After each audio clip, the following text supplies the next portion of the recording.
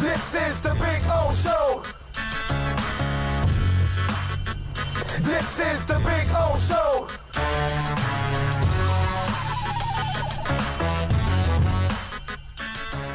Now, the other thing that we got to talk about with Tua, he did address the media this weekend, and I don't know how you guys look at it, and if these comments by him kind of get you nervous.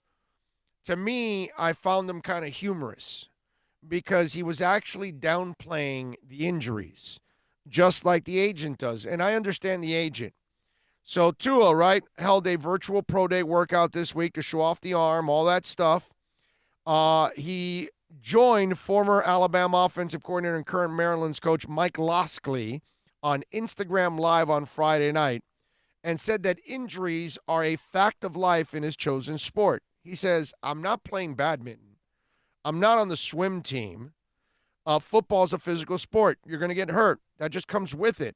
And it's just very unfortunate that I got hurt every season. It's part of the game. It's a contact sport. I can only control what I can control. I can't control that. Well, my man, that's the problem. And I think you just said it right there.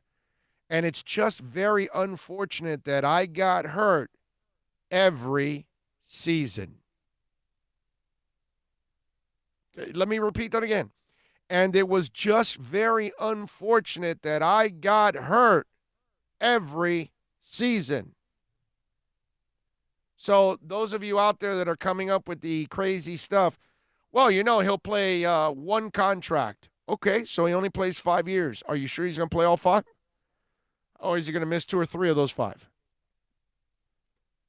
Oh, he's going to play 10 now. How many of those seasons going to miss? Oh, he's going to play 15 now. Well, and I love that. Like, does that guy look like he's going to last 10 or 15 years in this league? The way they hit? Have you seen the size of these men? The punishment that they deliver? It's very unfortunate I got hurt every season. No, it's actually the reality because, you know, you're fragile at this level, like most of us. He's like you and me because most of us would break down within seconds of getting on that field because that's what normal. See, there's a gift. There's a freakishness to football. And the guys that can stay healthy are those freaks. It's, you know, you got to be, it's, what's the guy's name? It's not Jack Reacher. What's the other one? Jack Reacher is Tom Cruise. The Keanu Reeves is, what's his name? Damn it. What's the Keanu Reeves, what's it called? Character. What's his damn name? Somebody help me out there. You guys are watching right now. What's Keanu Reeves' character that they've got 3 parts to it now already? John something. John. Damn it. I hate being old and having brain farts. 53.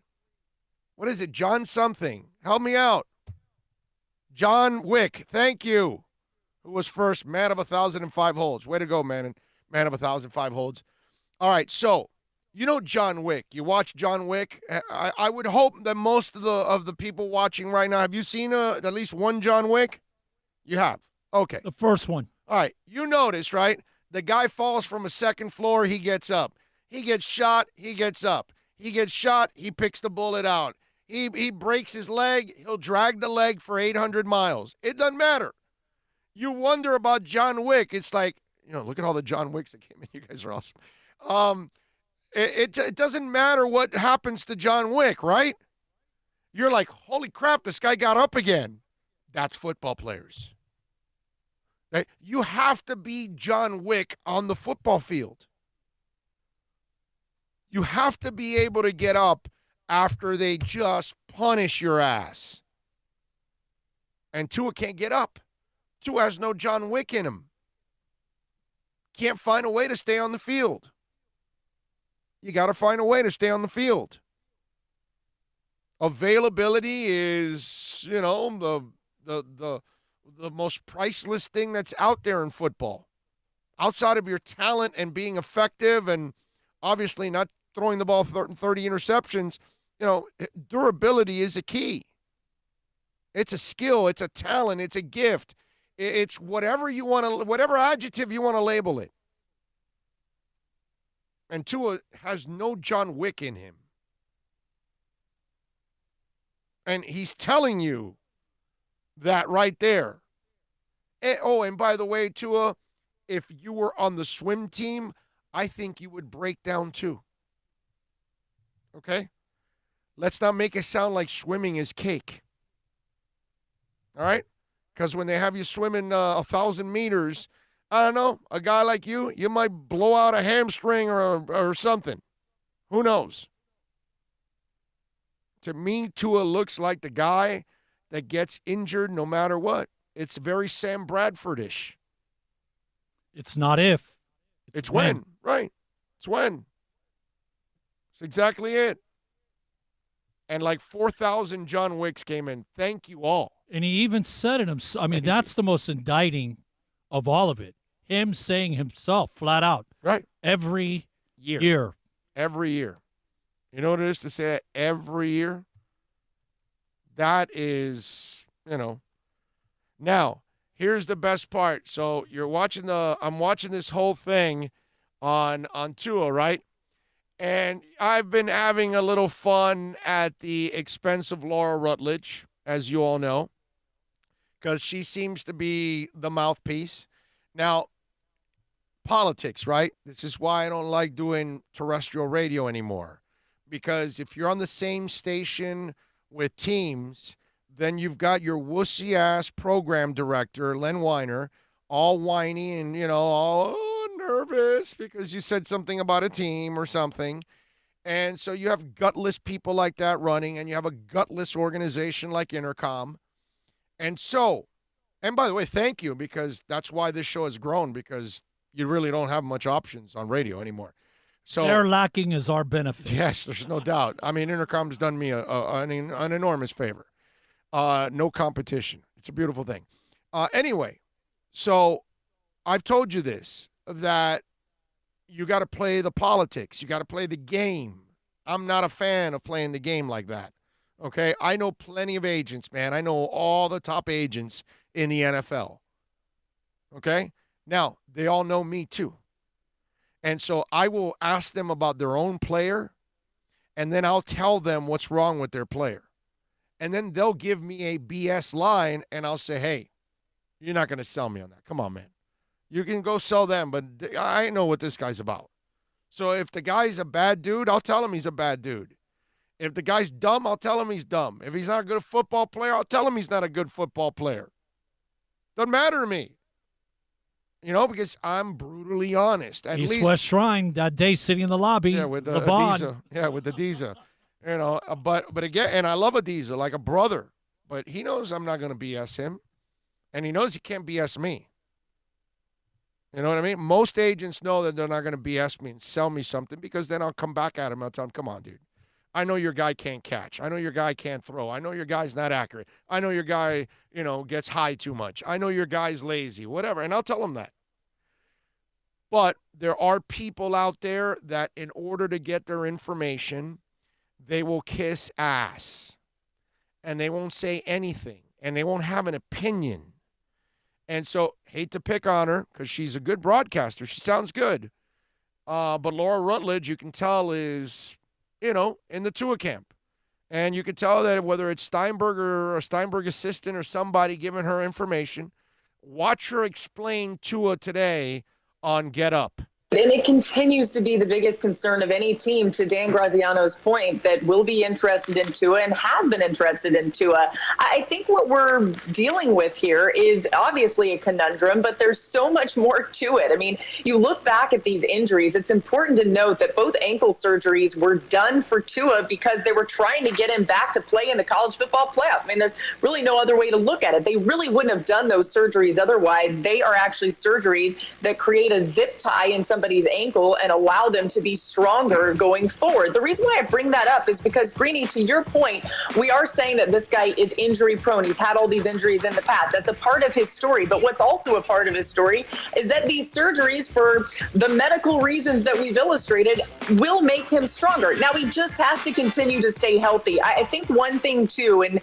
Dan Orlovsky and Marcus can speak to this as well, what does happen here is you're seeing Tua come out and say, I'm not hiding anything. I'm showing you everything I possibly can, which is all he can do right now. That's going to continue to be where he lies. What I do know as well is the teams that were interested in Tua really liked that tape that they sent out, that pro day that they sent out.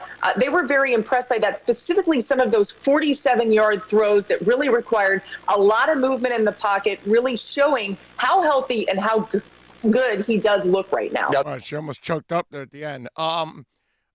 Listen, the part that was she saying, well, he'll be stronger.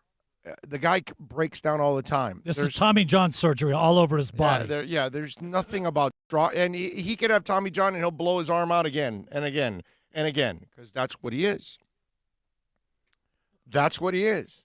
But see, there's a person that is just throwing fluff out there. You know, Dan Graziano gave an opinion. She just went off Dan's opinion, but then mention, well, yeah, no, he's injury prone. That's part of his story, but he's telling you, and that he's, stronger now after the surgeries, and he only had these surgeries because he was trying to get back to the bowl game. But these surgeries are going to make him stronger than ever. And it's like, it's almost like you're drafting the $6 million man. He's bigger, stronger, faster. He's Steve Austin. He's cut from Steve Austin. Yeah. Tua Tagovailoa. Steve Austin, a man barely alive. Yeah. We could rebuild him. Yes. We have the technology. Yes. We can make him bigger, stronger, faster. That's what it's going to be. That's Tua, bro. Tua is our boy Lee Majors. That's crazy, bro. Tua Lee Majors. I wonder if we have a little $6 million man? Crank it there, bro. Crank it.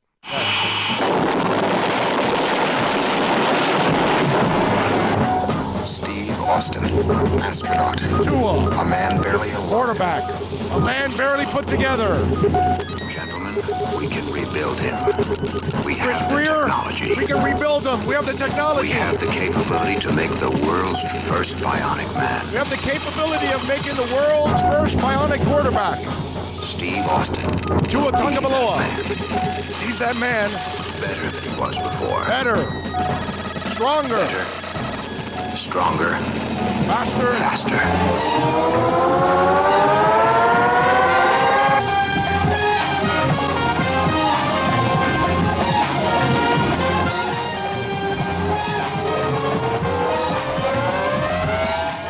All right, there we go.